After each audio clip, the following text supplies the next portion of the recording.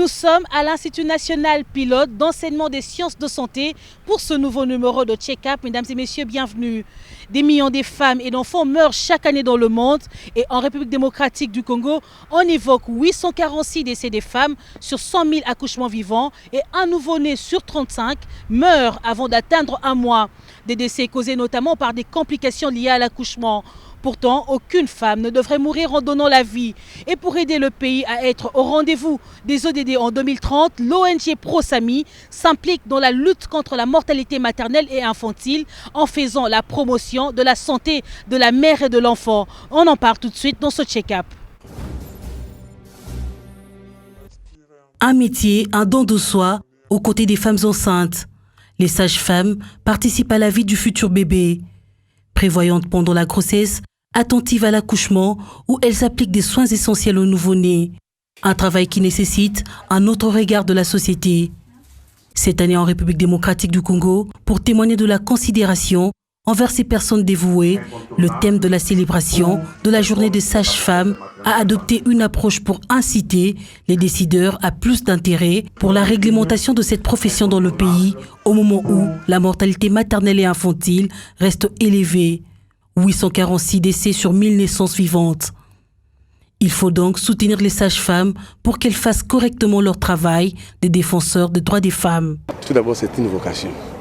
Sachant bien que c'est un travail, un métier noble, mais pour moi, c'est pour moi. J'ai choisi juste une spécialité. Dans cette spécialité, j'ai dit non, moi j'aime sauver les femmes. La présence de la première dame sur le lieu de la célébration officielle visait à reconnaître l'importance de la profession sage-femme et de contribuer à sa promotion. Denis Nyakeru Tshisekedi a salué le travail abattu par les sages-femmes et appelle à une réflexion coordonnée, inclusive et plus efficace afin d'accompagner la sage-femme dans son travail. Il est de notre devoir d'agir ensemble et maintenant. Cette fatalité doit s'arrêter. Pour ce faire, il est important d'aboutir à une réglementation efficace et efficiente de la profession de sage-femme en RDC, mais aussi des droits de la femme en matière de santé sexuelle et reproductive. Pour ma part, je serai à l'écoute et sensible à toutes les propositions susceptibles d'améliorer la condition de la femme, particulièrement celle de la sage-femme. En plus de la marche de santé, des formations de mise à niveau, les sages-femmes plaident pour une réglementation de leur profession par la création d'un ordre.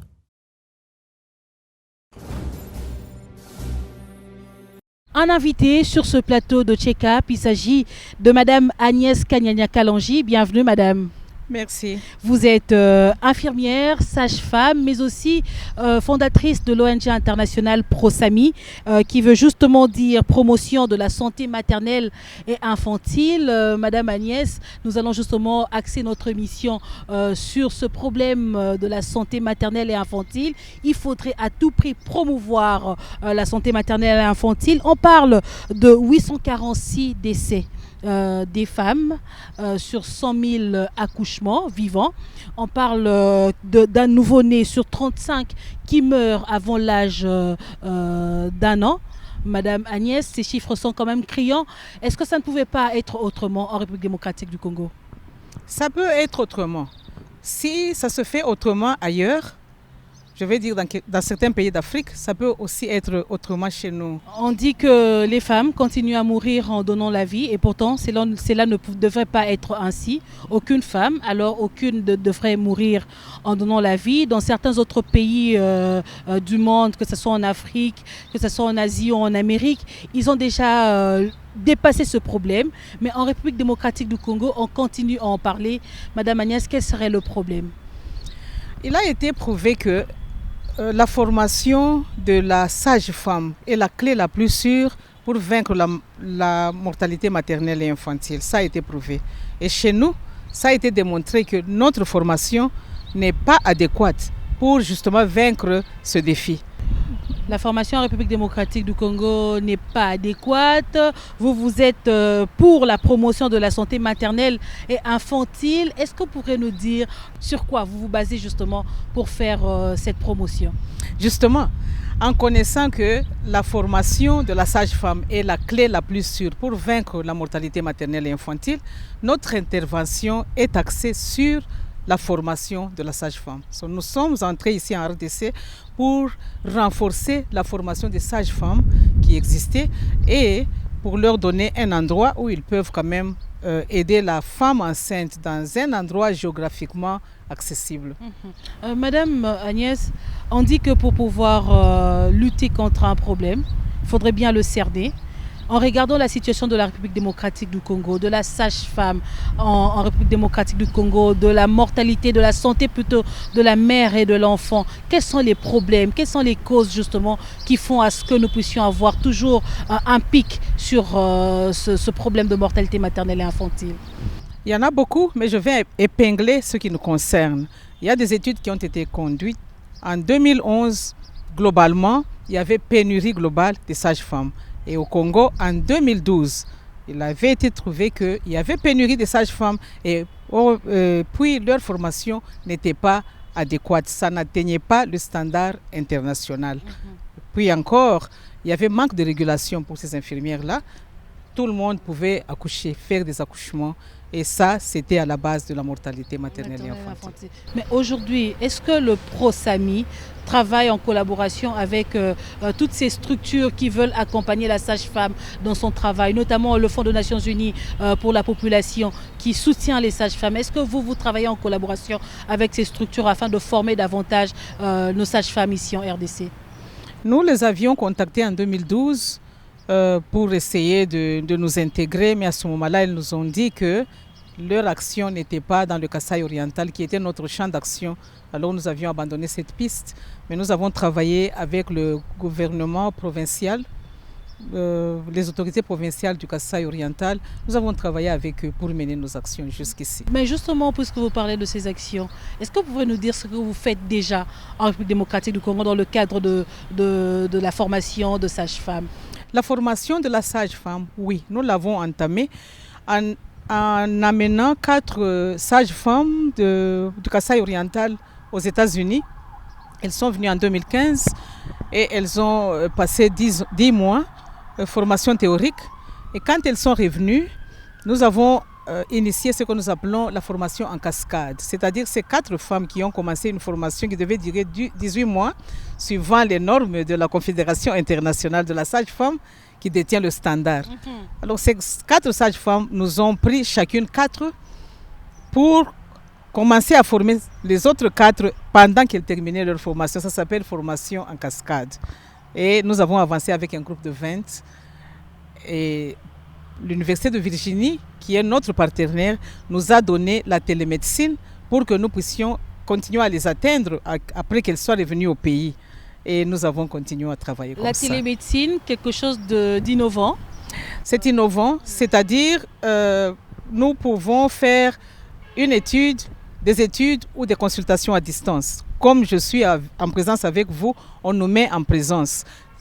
Quel que soit le nombre de kilomètres qui nous séparent, mais nous sommes comme si nous sommes ici face à face. Et c'est ça la télémédecine que les États-Unis nous ont donnée. Nous sommes séparés à 7000 kilomètres avec la Virginie, mais nous avions notre classe en face comme ça pour enseigner. Ils nous ont connectés, nous, en Virginie, à 2 postes différents, et puis un collègue en Afrique du Sud qui enseignait aussi, et un autre en Inde. Donc on a connecté les États-Unis, l'Afrique du Sud, l'Inde au Kasaï oriental en République démocratique du Congo. Oui, les États-Unis, l'Université de Virginie nous a connectés comme ça. Le Kasaï oriental et l'Université de Virginie. L'Afrique du Sud et l'Université de Virginie. L'Inde et l'Université de Virginie. Et nous tous, nous pouvons atteindre le Kasaï oriental pour enseigner, communiquer et même faire des consultations. Madame Agnès, essayez de nous expliquer un peu plus clairement comment ça se passe. Vous avez votre centre pilote au Kasaï oriental et vous travaillez, vous accompagnez les sages-femmes, vous les aidez à avoir plus d'expérience et d'expertise. Mais quel est l'apport justement de la télémédecine dans la lutte contre la mortalité maternelle et infantile? Le grand apport de cette télémédecine, c'est parce qu'elle se moque de la distance, elle se moque des ponts, elle se moque des montagnes, elle se moque même des circonstances, qui est la guerre ou qui est la paix. La télémédecine se moque. C'est-à-dire nous, les enseignants, où que nous soyons, nous pouvons amener notre expertise à ceux qui sont en train d'apprendre, quelle que soit la circonstance. Et c'est un grand apport. Parce que, comme nous avons dit, la formation est la clé. Alors, il fallait former absolument. Et avec la télémédecine, nous formons. Aujourd'hui, on doit dire que votre cheval de bataille, c'est d'abord la formation des sages-femmes. La formation de la sage-femme et l'établissement ou la réhabilitation d'un centre de santé dans un endroit géographiquement accessible à la population à servir. La République démocratique du Congo est un grand pays. Il y a un pays continent. Un pays continent, justement.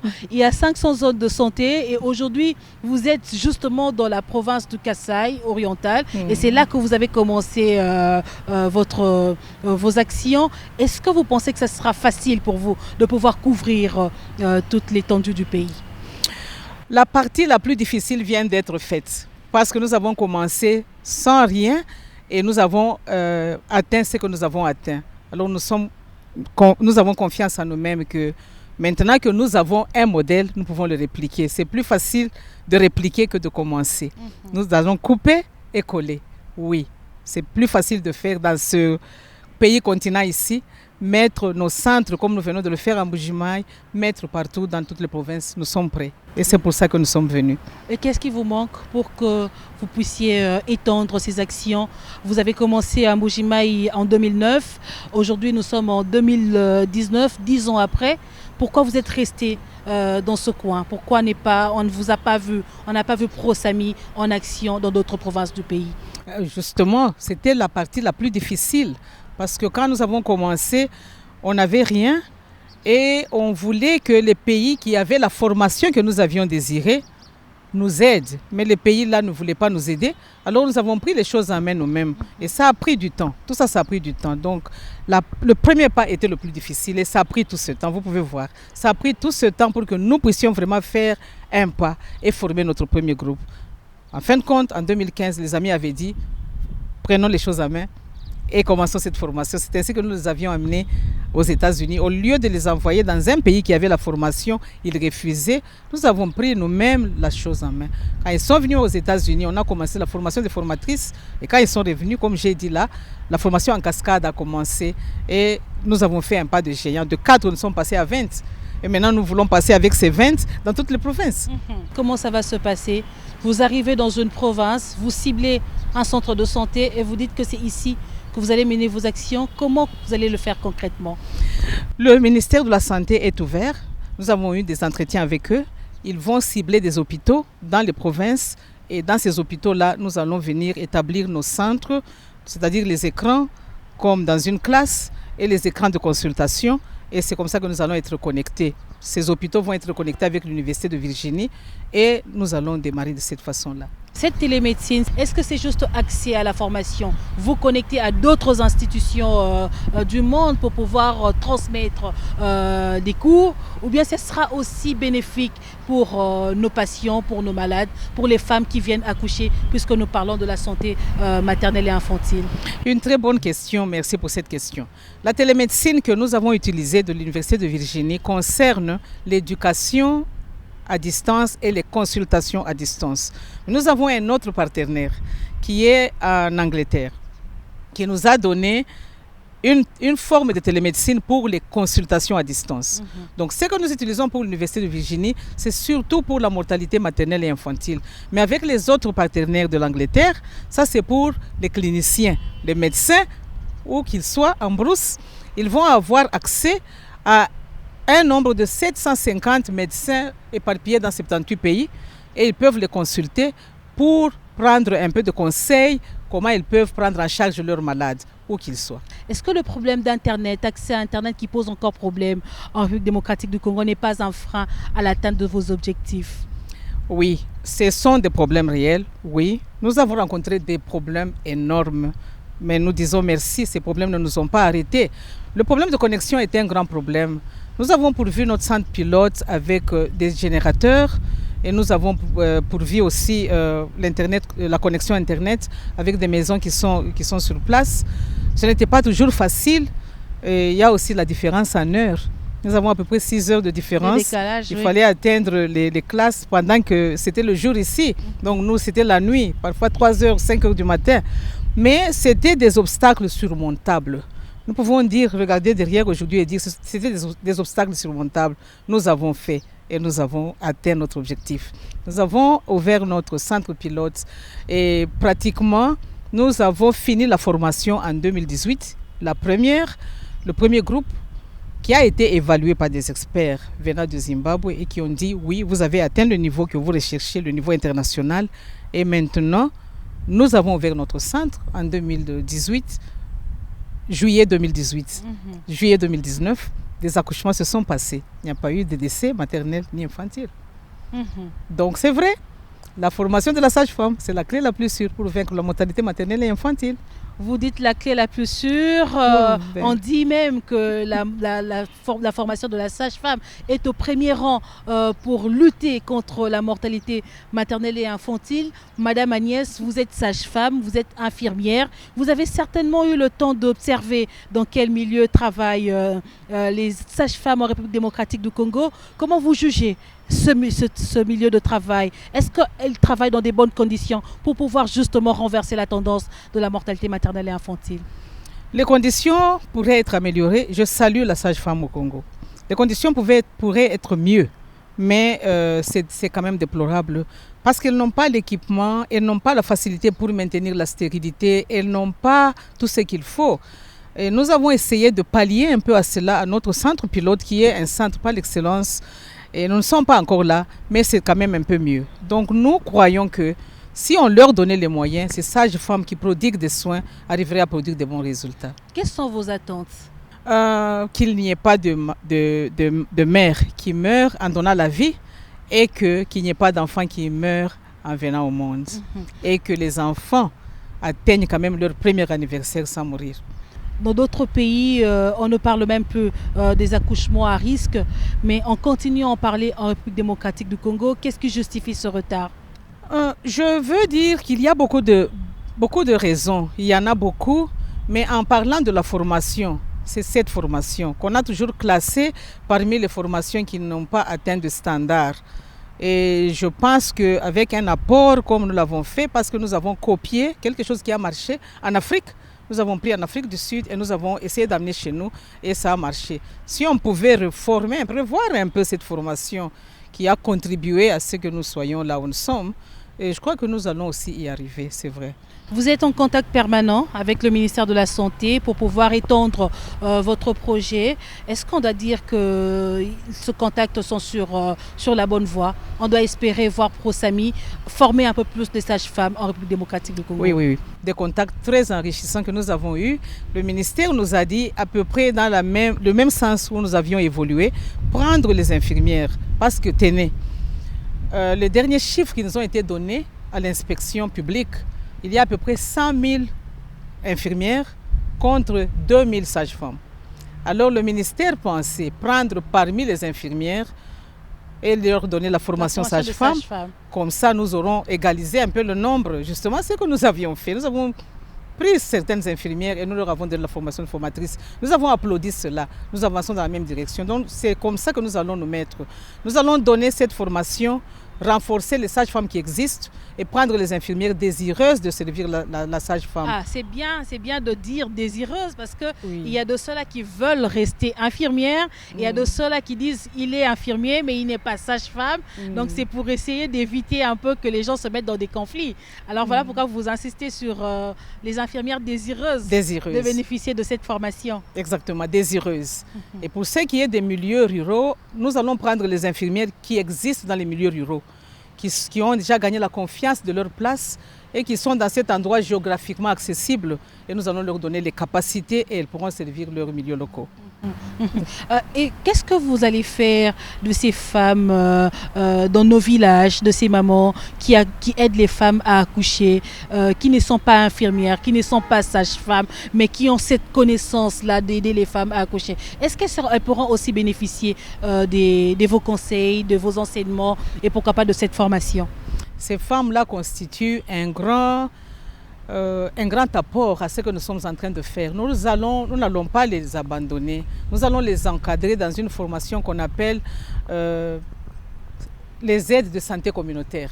Elles seront nos aides de santé communautaire. Avec la confiance qu'elles ont déjà gagnée de la population, elles pourront nous aider à atteindre nos objectifs en allant éduquer, renforcer le pourquoi de la consultation prénatale et le pourquoi de ceci. Vous voyez, renforcer ce que nous aurions à dire. Elles seront comme un trait d'union entre nous et la population. Et nous en avons besoin.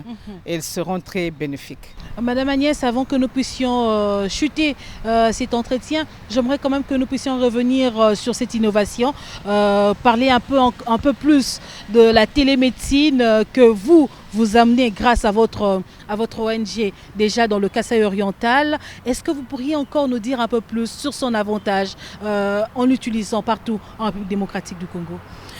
L'avantage est énorme. Imaginez-vous une maman qui est en train de vendre les arachides et n'a pas l'argent de se payer même pour aller à l'hôpital. Mais vous l'amenez sur un écran et elle peut être consultée par un expert qui est à l'Université de Virginie. Le médecin l'amène là-bas et avec la connexion, le médecin spécialiste qui est en Virginie consulte la dame, vous donne le traitement et tout ça. Cette maman n'aura jamais un billet pour aller en Virginie, elle n'y pense même pas. Mais elle a quand même eu le bénéfice d'une consultation par un expert étranger. La même chose pour les consultations avec les partenaires de l'Angleterre. Nos docteurs pourront consulter ces gens-là 24 heures sur 24 et avoir le conseil de ces gens-là. Et vous savez, quand on isole quelqu'un, on tue même la population qu'il va servir. Cet isolement scientifique, nous allons vaincre ça. Parce que nos médecins qui ne sont pas en contact avec tout le monde, qui sont isolés dans les brousses, ne seront plus isolés. Nous sommes venus briser les ponts et enlever les montagnes. Ils ne seront plus isolés. Ils seront exposés à ce qui se fait ailleurs. Et ça, c'est déjà une grande puissance pour vaincre. Madame Agnès, il nous reste, je dirais, 10 ans pour atteindre les objectifs de développement durable. Et sur le point de la mortalité maternelle et infantile, est-ce que vous pensez que la RDC est sur la bonne voie?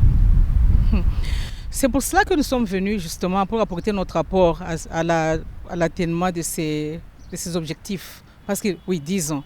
Dans 10 ans, avec le plan que nous avons fait, à l'aide de cette télémédecine, nous allons atteindre toutes les provinces et toutes les sages-femmes dans n'importe quel coin. Nous serons à mesure de former. En utilisant la formule cascade, nous pourrons être à mesure de former 1300 formatrices, c'est-à-dire au moins par chaque province, 26. Et nous aurons aussi formé 15 600 sages-femmes, c'est-à-dire 600 au moins par province. Et nous aurons établi des centres de télémédecine dans toutes les provinces, au moins 5 par province, dans les 10 ans ici. Nous voulons faire le pas de géant, mais avec la formation cascade et la télémédecine, nous pourrons y arriver. Donc, votre apport est très important. C'est vraiment un appui à ne pas négliger, un appui de taille pour pouvoir atteindre cet objectif de développement durable. Nous sommes prêts pour le défi. Justement, en République démocratique du Congo, vous menez vos entretiens, vous n'êtes pas seul, vous êtes accompagné d'un partenaire. Est-ce qu'on peut savoir son apport justement dans ce que vous faites aujourd'hui? Monsieur David Strida, c'est lui le président de l'association ici et il est venu nous accompagner. C'est sa 4e visite ici en RDC. Justement, il est le président et il mobilise beaucoup cette université là où il est professeur. L'Université de Virginie, il est professeur. Moi, je suis infirmière et lui, il est professeur là-bas. Il mobilise les gens pour dire venez derrière nous, nous sommes en train de travailler en RDC. Nous allons justement suivre le président de cette association, donc Monsieur David, qui va nous parler un tout petit peu de son apport dans la lutte contre la mortalité maternelle et infantile. Maman Agnes, interested me 10 years ago in. J'ai rejoint Prosani par le canal de Madame Agnès afin d'aider à lutter contre la mortalité maternelle et infantile si élevée en RDC. Avec mes 40 ans d'expérience en tant qu'infirmier de l'Université de Virginie, nous avons commencé ce projet en RDC, mais nous pouvons le faire dans d'autres pays parce qu'on a déjà un modèle. Selon les chiffres, en RDC, un enfant sur 10 meurt à la naissance et le pays enregistre 846 décès sur 100 000 accouchements vivants. Notre objectif est de réduire cette mortalité maternelle et infantile.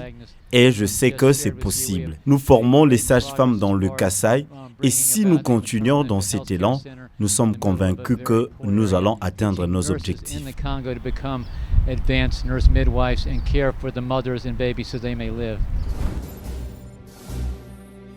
Madame Agnès, cet entretien est fini. Est-ce que vous avez un dernier message à toutes les sages-femmes que vous avez déjà formées dans le Kasaï oriental et pourquoi pas aux autres sages-femmes que vous allez former, je l'espère, prochainement dans les autres provinces du pays?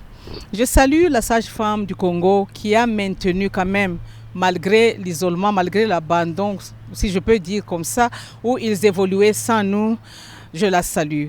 Et nous n'avons pas voulu joindre tout le monde qui nous a vraiment mis à l'écart en nous pointant seulement du doigt. Votre formation n'a pas atteint le standard, votre formation n'a pas atteint le standard. Nous sommes venus pour essayer d'aider et relever quand même leurs conditions.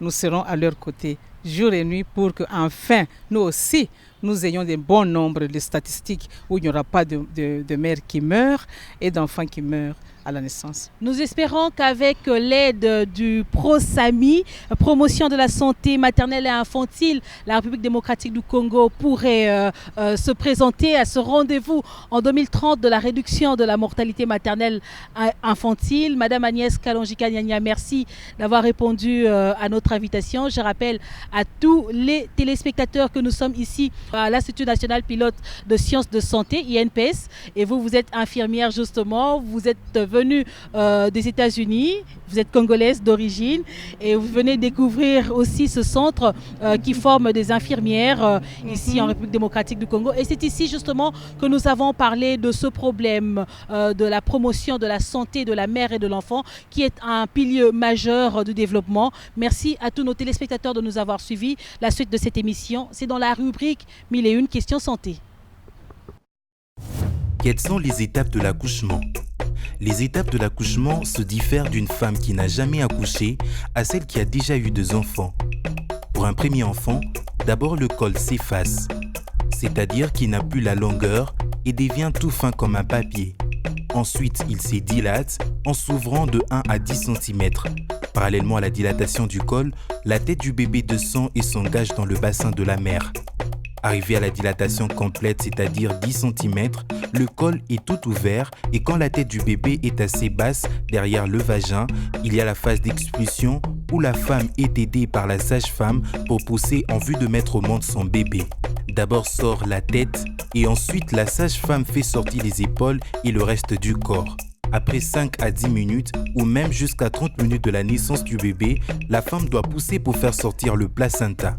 Pour une femme qui a déjà accouché, l'effacement peut se faire après que le col soit dilaté de 3 à 4 cm et la tête du bébé peut descendre rapidement du haut du bassin jusqu'en bas pour naître. Dans tout le cas, il faut de contractions régulières pour accoucher de bonne durée et de bonne intensité. Hélas douloureuse, mais la sage-femme peut vous aider à respirer jusqu'à trouver le moyen pour vous aider à supporter les douleurs. Je vous conseille donc de vous inscrire à un cours de préparation à la naissance ou de suivre régulièrement vos consultations prénatales en vue d'avoir des explications ultérieures et vous faire donner 2 conseils. Et voilà, ce check-up est fini. Je vous retrouve très prochainement sur B1 Télévision.